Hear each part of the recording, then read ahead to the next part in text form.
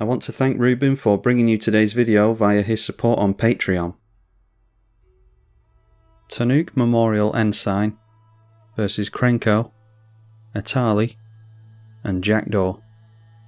One lander as we so often start with on Magic Online, so we mulligan into another one lander. So we have to go down a card in order to get into our 2 lands. Keep this, and yeah, I don't think we're going to be making use, so I've reshaped the earth, so throw that away. We've got access to Ramanap along with a fetch, so we should be able to keep our land drops up, hopefully. Impulsive Pilferer, when it dies, creates a treasure token. A Snake Umbra, ready for our commander to hit play, but we're a while off that yet. A Tireless Provisioner on top of the library I think is too good to throw away, so put that on top and we'll rely on our 3rd land drop from the Rampant Growth.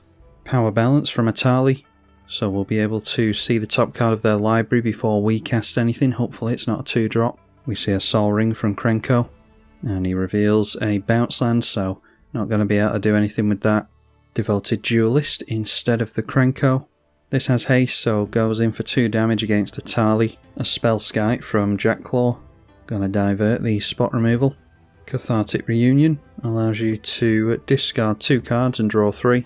So we discarded a Stolen Strategy and a Thriller Possibility.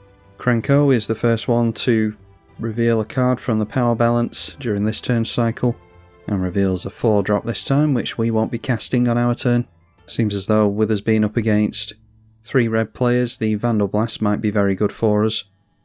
If our opponents are reliant on a lot of rocks for their mana, we might be able to hurt them. 2-1 swings in at us this time.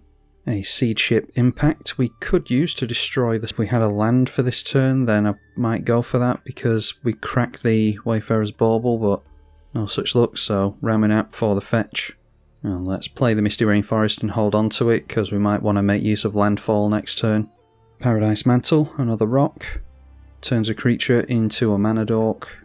And a Foundry Inspector discounts the artifacts. We know that he drew into the Solemn this turn, so decides to hardcast it. Heraldic Banner for the red player, or for the goblin player I should say.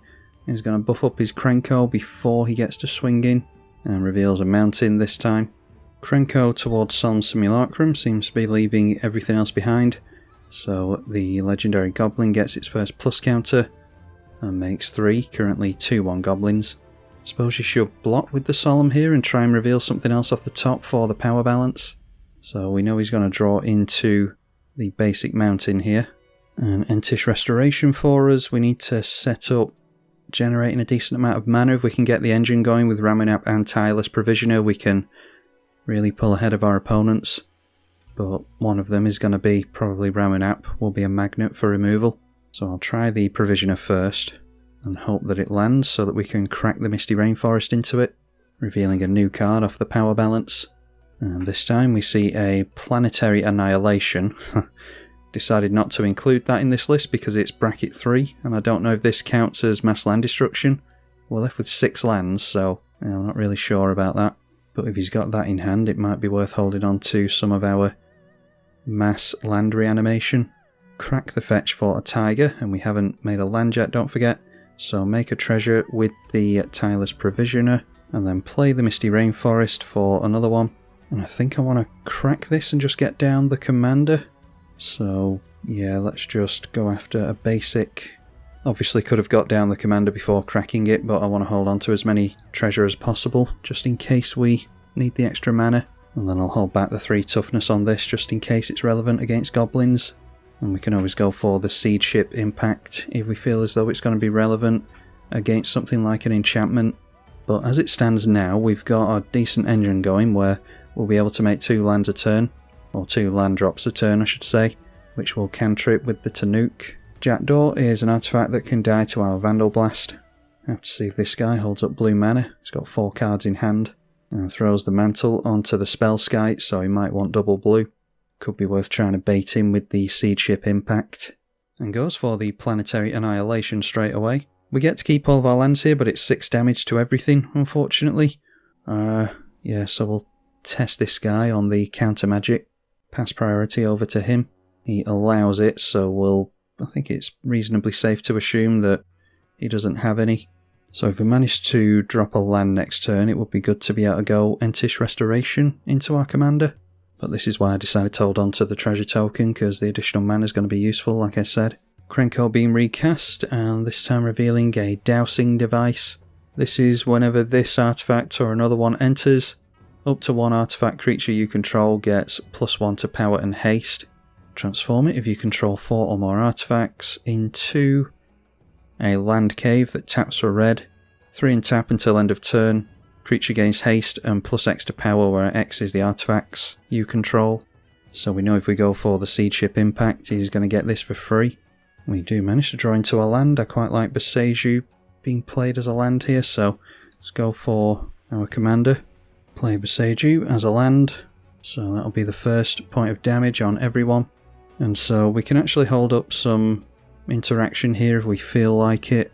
I can just go Entish Restoration on someone else's turn, although the lands come into play untapped.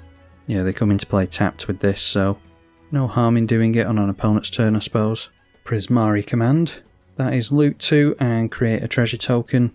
Throws away an island and a wander. He does control an island, so all of his creatures are going to have flying.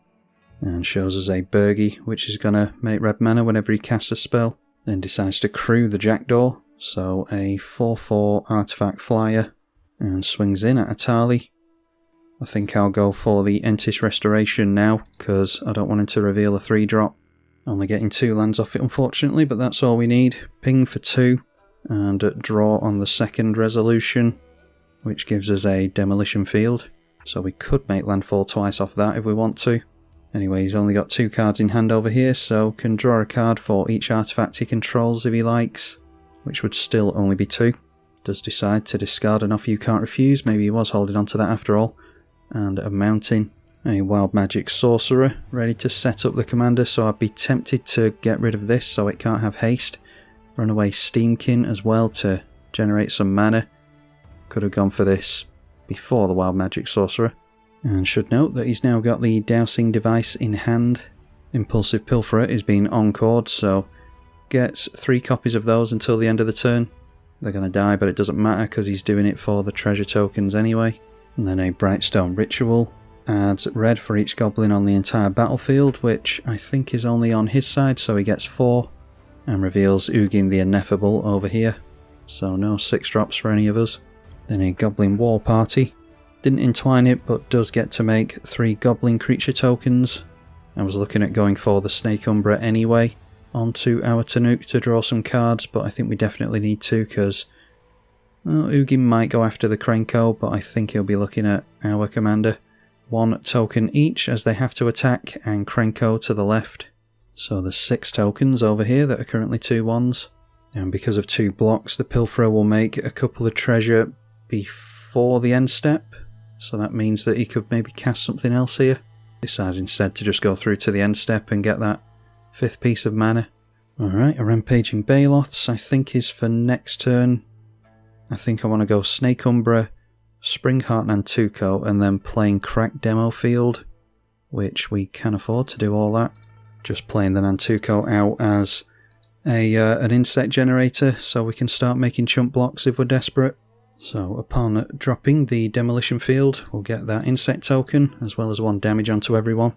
And when it's 1 damage to everyone, Snake Umbra sees that, because it doesn't have to be combat damage, so we get to draw 3 before we decide if we want to crack the Demolition Field or not.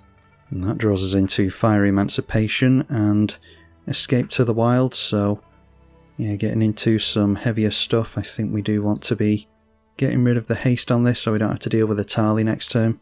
So that land entering triggers the landfall again. We'll get 3 more draws off the Umbra, and then another draw from the Tannuk because it's the 2nd time it's resolved this turn. And there we managed to clear enough cards off the top to get into the Icetail Explorer whilst we've got Demo Field and some more lands available to us, so that's good. We'll just fill our hand and discard some stuff. Yeah, and that's looking pretty good. Lotus Cobra to ramp us ahead, Valakut Exploration. No means of clearing the board of goblins yet though, and we're starting to look quite threatening. I think I'll discard Escape to the Wilds because we've got a good draw engine.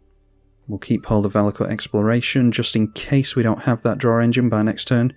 One land, can only make one land a turn anyway at the moment. And I think I'll risk getting rid of another land as well because we've got the Explorer. So hopefully our graveyard won't get exiled, otherwise we might not be making landfall next turn. Although we could always make one with the Seed Ship Impact if we want to, and likely draw into another one. Felwar Stone will tap for a mana upon entry, and Bergie will create a mana as well. So that's sort of free. Crews the Jackdaw again, and swings in at the Atali player again. He's got 3 decent opponents here, so maybe he's just trying to concentrate his commander damage in one direction. There's a Mountain and a Tellurian Winds has been discarded. He's obviously got more artifacts available to him now, so 3 cards in hand. Teferi's Ageless Insight means he's going to be able to draw twice the number of cards. So at the moment it would be discard his hand and draw 6. And then Containment Construct, so he can be careful about what he discards and make sure that he can play it this turn if he's desperate. Throws the Paradise Mantle onto the Summoning Sick creature, which cannot tap for mana at the moment. So through to Atali's turn again. We know that he's drawing into Ugin the Ineffable, which might mean that he windmill slams a bunch of artifacts into our Vandalblast. Might be worth cracking Vandalblast next turn because this guy is about to crew up and refill his hand near enough. In fact, he's looking to draw at least 8 cards next turn. There's a Nykthos for the mono-red player, devotion of 4 at the moment. So decides on playing his commander. So he definitely could have afforded to give the Atali haste if it wasn't for the land going down. Instead decides on showing us the dowsing device and points that at Atali for the haste. And he's now got decent devotion of 4, 5, 6 and 7. So probably worth Nykthos being blown up by the demo field next turn.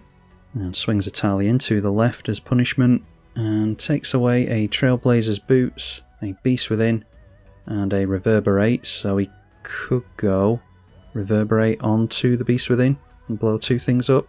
Trailblazer's Boots owned by the Goblin player, and he gets Cascade on this stuff thanks to the Wild Magic Sorcerer. The Beast Within is ours, but our commander isn't going to go down because the Snake Umbra will just fall off instead. So he does go for Reverberate onto Beast Within while it's on the stack. This only triggers once a turn, so it was probably worth him cascading with Beast Within first, unless he was eager to get into his Sol Ring, which he was more likely to off a cheaper spell. So maybe he did that on purpose. Another artifact has entered, so that will trigger the dowsing device. Decides to point it at the sorcerer. And now this thing has 3+ counters on it, so we can remove those to add mana. But seeing some good artifacts means that our Vandalblast is going to do more damage. The Beast Within pointed at the Krenko over here. He's going to have time to get his Krenko out again, unfortunately, before we take all his mana away. And then pointing the dowsing device over here. He could be pointing it. He gets a +1 to power buff, so he could be getting more commander damage here. Decides to take the 7 points of commander damage. Disrupt Decorum is gold all creatures you don't control. So we're going to have to be tapped out next turn, unfortunately, which is obviously the idea. So we're going to have to be careful with the Fiery Emancipation, as long as our opponent has access to gold. With the additional mana that he had for the rest of this turn, equips up the Trailblazer's Boots, which will currently be unblockable for his commander against 2 players. Only basic lands from Krenko, who might scoop to the Vandalblast anyway. Brash Taunter is going to be a scary one to swing into, and if there's any kind of Blasphemous Act type effects, then we'll have to be wary of that. Reveals another bounce land in Guildless Commons off the enchantment, but we know he's got the Ugin in hand. The Beast has to attack someone, so going in at us and then pulling back. The Beast token attacks us. It looks as though we're getting the Goblins as well. Just 2 Goblins going into the left. So instead of trading the Beast, let's just get rid of some Goblins, because these can become a threat very quickly if you get some kind of anthem going. That means that we're taking 3 + 4, and hopefully we can get a decent number of... I mean, if we're just going to have to attack him with these next turn anyway, is it worth having them? We might as well deal damage, I suppose. But I do like the idea of clearing out Goblins while we've got the chance. So let's trade some insects as well.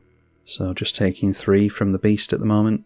So we go down to 32, but deplete the Goblin army quite nicely.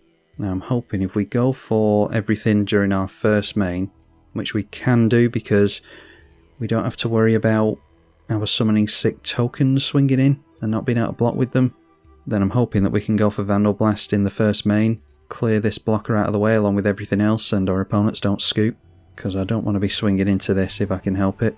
They could point the damage elsewhere, point it at the Atali player, but I don't want to lose any creatures like the Springheart Nantuko. We draw a Mana Reflection, which might be useful next turn if we can keep our Icetill Explorer and Lotus Cobra in. Let's play those now. And so we definitely want to play the Misty Rainforest once the insect enters. And that will trigger Lotus Cobra. We have to mill with the Icetill Explorer, is arguably a downside depending on the deck. Damage on everyone with no card draw this time.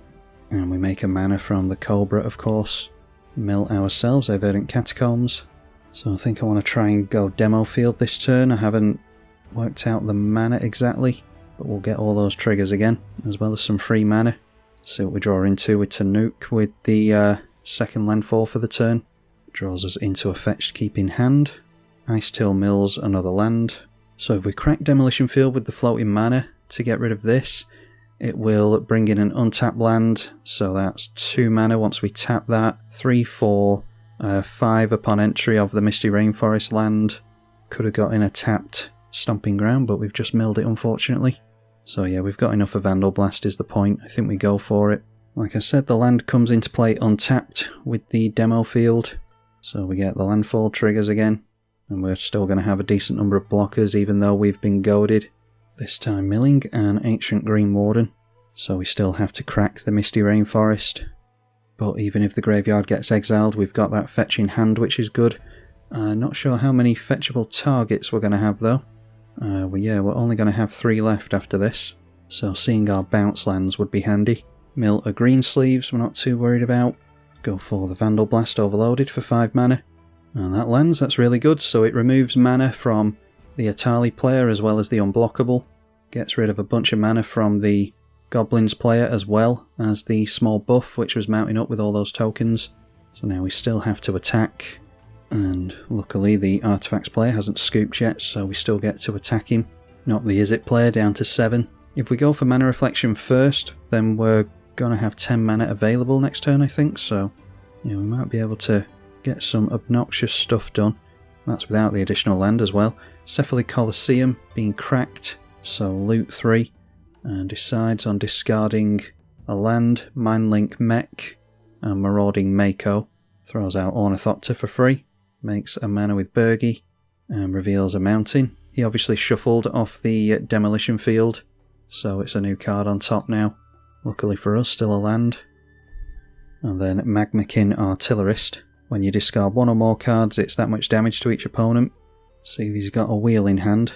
A Change of Fortune, he does. Discard your hand and draw a card for each card you have discarded this turn. So that's a good set of cards that he got into, and Teferi's Ageless Insight is going to keep him in cards quite nicely. Apparently discarded 4 cards this turn because he's up to 8 in hand. Only discarded 1 into the Artillerist though, so we each take a ping. And the Izzet player is potentially back into it with 8 cards in hand, but hopefully if we keep our board intact, we're going to be able to get rid of him with our commander and something like the Fiery Emancipation. Plays Memnite to make mana into Burgi. Missing blue for getting his commander back out if that's what he's aiming for. Looks like he's got a bit of a Cheerio sub-theme. Uses the 2 mana to cast Arcane Signet, and with that decides to scoop. Well, he didn't do it before we got to attack him at least. Atali now has 1 fewer players to steal stuff from, and our enchantment should be pretty good now that there's no blue player at the table, because red is going to struggle to get rid of them, although we need to bear the Ugin in mind. It can get rid of a permanent. Atali turns into the right against the Goblin player, and gets himself a Bolt Bend, won't do anything I don't think, a Steve, and an Arms Dealer. So we could just pay 2 for that, sacrifice itself, and it deals 4 damage to our commander maybe. Or maybe the Icetill Explorer would be a better idea. With triple damage on the Emancipation, it might be possible to go wide on Atali. He's made mana with the Runaway Steamkin by the way, so that is now getting the plus counters on it again. Cascades with the Arms Dealer.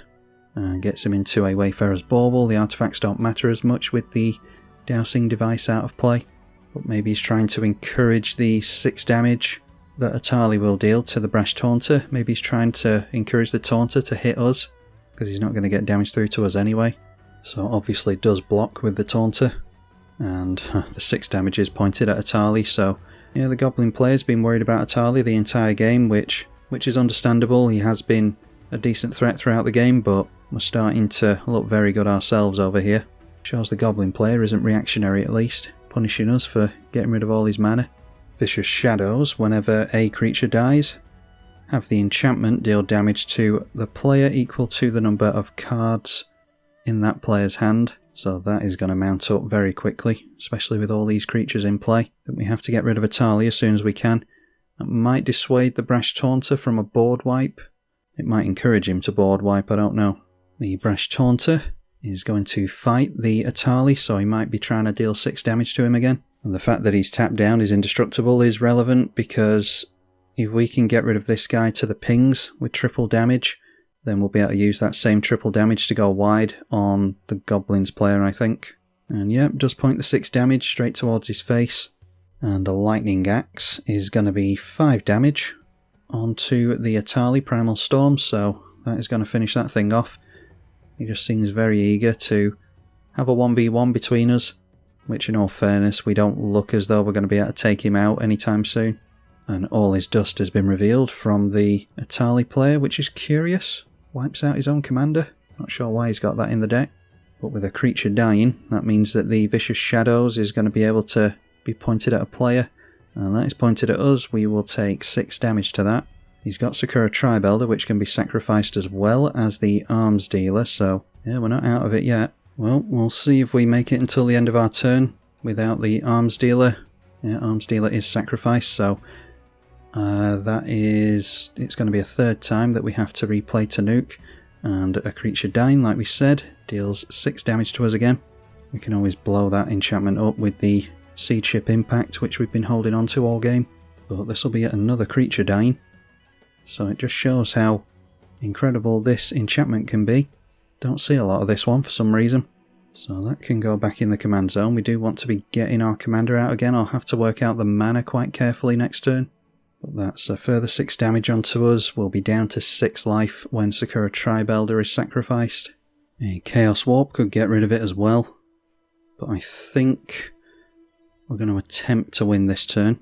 So if we go like that, we'll have double mana, which will be 2, 4, 6, 8, 10 and 12 if we just decide to play basics or something. So let's just drop the Mana Reflection straight away. Luckily we don't have any 7 drops that we care about, so he won't get that all his dust. And then our commander is 7, plus 6 on this is obviously 13, but we've only got X number of land drops. So are we just dropping this and going wide after all?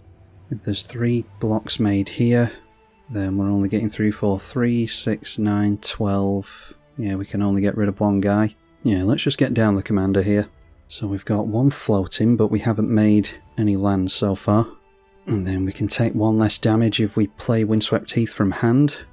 Have fewer cards in hand from the Vicious Shadows. So add mana with the Lotus Cobra. Mill. Deal only 1 damage to everyone and make an insect. We have to be concerned with the swing back from the Goblin player. Milled a basic mountain. We'll add the red that we need with the Lotus Cobra, because I'm not sure how many more mountains we've got available in the library. We know that we've got a couple of forests that we can go after though. Let's have a look actually. We'll crack this first before we decide on what land to play from the bin. We've got 1 snow-covered mountain left available to fetch, and then a couple of forests are left. So get the landfall triggers on that first crack. Tannuk will draw us a card, takes us into Hugs, which is an additional land drop for the turn, which I don't think is going to be relevant unfortunately. So we'll just go for the red again, and then play and crack the Windswept Heath. We don't have any red fetches at the moment, so we'll just take another life to that. Mills us a Glacial Chasm, which is interesting, so we could go for that this turn.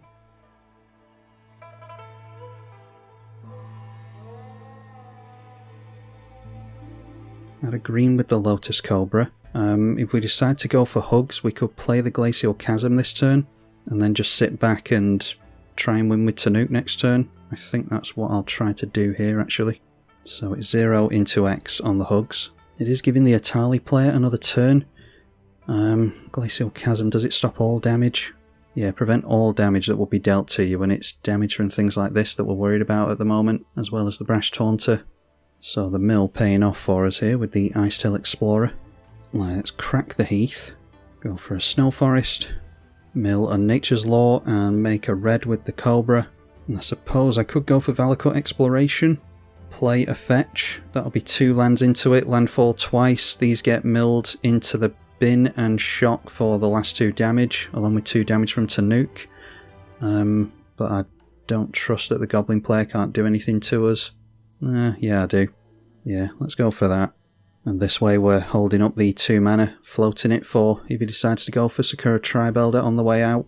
The only problem is if we mill the last basic that we've got available to us on green off the Icetail Explorer, then we won't be able to fetch the final land out to deal the last bit of damage to him. So there is a bit of risk involved here. Am I going to chicken out at the last second and allow this guy another turn? Let's try our luck. Play the fetch. We've actually got Valakut Exploration that we need to dodge as well. Need to not hit the basic. Chances are we don't. In fact, we could crack Windswept Heath in response to these triggers, couldn't we? So that's probably going to be the intelligent move here. That way we don't have any chance of accidentally milling or exiling it. And actually, as it stands now, I think we can still afford the Fiery Emancipation to go wide on this guy. Problem is creatures are going to die and this is still going to be in play, so not a wise move necessarily. So maybe just drop the Fiery Emancipation and pass. Another damage from the Tannuk takes him down to 3. There's another trigger on the stack here, and then the Valakut Explorations we ignore, allow them to go into the bin, and that'll be the final 2 damage on him. Milled Yavimaya, a red fetch finally, underneath the Exploration. It might be that the red player after all this has a Blasphemous Act, in which case we should have gone for the Glacial Chasm. So let's add that 3rd piece of red mana from the Lotus Cobra. Underneath here we've got a Mina and Den, which is landfall again. So we could go for Glacial Chasm after all. Yeah, it's probably going to be a safe bet, isn't it? I don't trust this guy to not deal a bunch of damage to us with Brash Taunter. So let's play that out. We get another land, which will be the Glacial Chasm after all, which is going to be another ping, taking him down to 1, and this will be the final ping. Cobbling it all together very slowly. So throw out the Glacial Chasm with our other land drop. That ping from Tannuk takes him down to 1.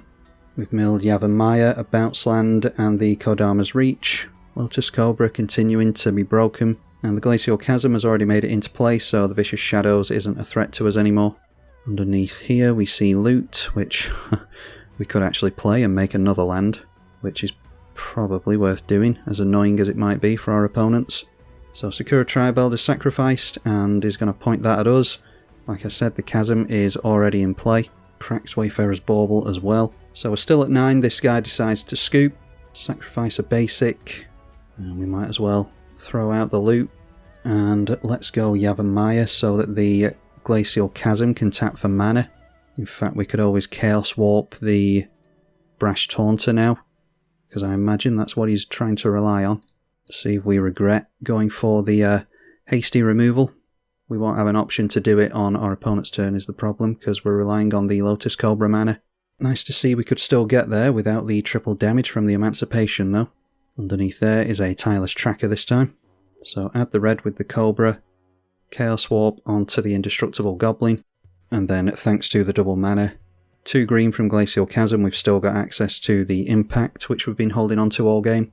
And didn't reveal anything of relevance there, that was a Thunder Salvo. So we can't attack, thanks to the Glacial Chasm being in play, that is the downside of it. The 2 card under the enchantment will be milled and knock our opponent down to 20, and it might be safer to just hold on to the Chasm next turn and go for the Emancipation after all, now that we've got multiple land drops that we can make in a turn. The Krenko player being a great sport and playing this out, he's only got 4 lands available after that Wrath unfortunately. Commander Sphere, see what he draws into. A Thunder Salvo we saw previously, so X damage to a creature, where X is 2 plus the number of other spells you've cast this turn, so gonna get rid of the Beast token. Now that he's tapped out, I think it's actually going to be faster if we allow the Glacial Chasm to go down, so that we can actually attack with triple damage. Don't want to put a load of landfall triggers on the stack, our opponent's been a good sport, so say no. means it gets sacrificed. And there's our Blasphemous Act, which would have been good if the Brash Taunter was in play. Good for our opponent, that is. Fiery Emancipation. And we'll go for turning everything in sideways, apart from the Commander. Keep hold of Lotus Cobra as well, just in case. I don't see what our opponent could do here, but you never know. I've been burned before. And he's been a great sport about it, just taking all the damage. Takes him down to -55.